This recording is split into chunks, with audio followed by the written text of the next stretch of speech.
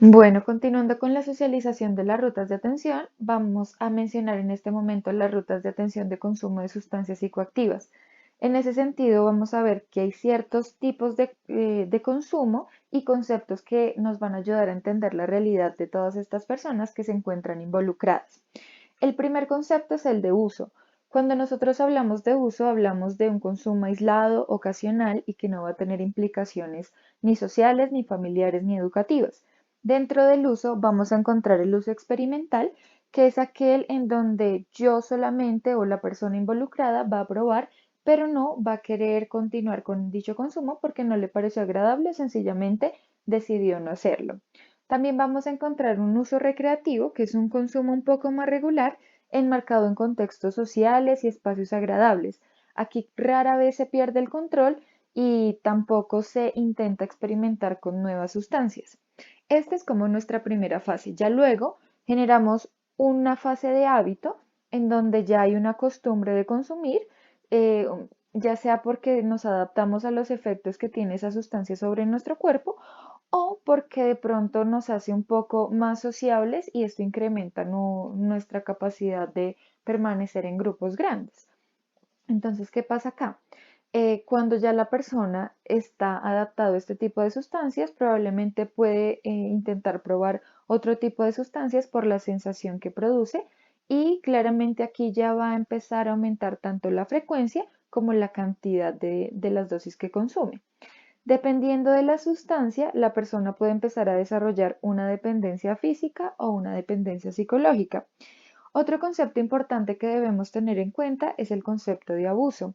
Aquí cuando hablamos de abuso hablamos de un uso continuado que a pesar de las consecuencias negativas derivadas del consumo del mismo, implica una relación mucho más estrecha con esta sustancia en lo que refiere a la cantidad y a la frecuencia. O sea, aquí vamos a estar consumiendo cada vez más y con mayor frecuencia para dar lugar al proceso de dependencia. Cuando yo hablo de dependencia, hago referencia a un uso excesivo de una sustancia que va a generar consecuencias negativas y significativas a lo largo de un periodo amplio y en donde vamos a encontrar que ya va a haber una marcada necesidad mental o fisiológica por consumir esa sustancia.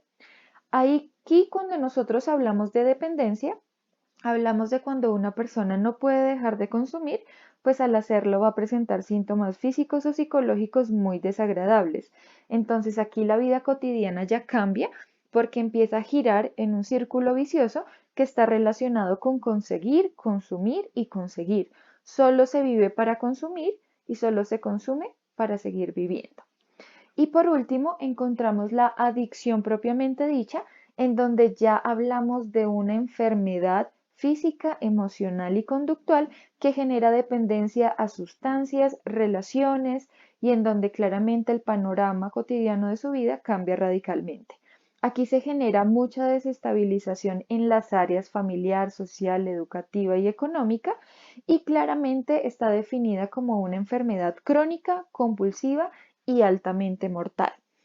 ¿Qué debemos hacer si estamos en presencia de alguno de los escenarios que yo describí anteriormente? Podemos denunciar. Puede denunciar, como lo veníamos diciendo anteriormente, la comunidad en general, el sector de la salud, la Policía Nacional, la red de apoyo, el sector educativo y el sector laboral. ¿A dónde lo podemos hacer? Vuelvo y resalto la línea de atención psicológica en salud mental de la Secretaría de Salud, la cual es la 316-325-8003. Aunado a lo anterior, podemos denunciar ante la Policía Nacional, ante la Policía de Infancia y Adolescencia y ante el Instituto Colombiano de Bienestar Familiar. ¿Qué entidades van a intervenir en esta ruta? Va a intervenir la Alcaldía de Facatativá, articulado con las Secretarías de Salud, Social, Cultura, Recreación y Deporte, y también la Secretaría de Educación. Va a estar pendiente y también generando un marco de apoyo importante la Policía Nacional y la Policía de Infancia y Adolescencia y las IPS de CAFAM, Virrey Solís, Centro de Salud, Hospital San Rafael, Corbe Salud, Clínica Chía, Servisalud y la EPS Sanitas. Y en los casos de intervención, si de pronto hay que hacer valoración médica, psiquiátrica o psicológica, y en los casos de intoxicación, el Hospital San Rafael de Facatativá y la Clínica Medifaca van a estar atentas junto con la Clínica Santa Ana. Asimismo, la Policía Nacional y la Policía de Infancia y Adolescencia van a generar todos los trámites en lo concerniente a la vulneración de los derechos si estamos hablando de menores o adolescentes. Bueno, y en términos de las IPS que participan también en esta ruta de atención, vamos a encontrar a Famisanar, Salud Total, Ecopsos, Fundación La Luz, Convida, Fundación Kairos, Medimás, Medicol, Comeva, Nueva EPS, Cruz Blanca y Sanitas. Entonces, muchísimas gracias por su atención. Si tienen alguna pregunta, con el mayor gusto lo atenderé.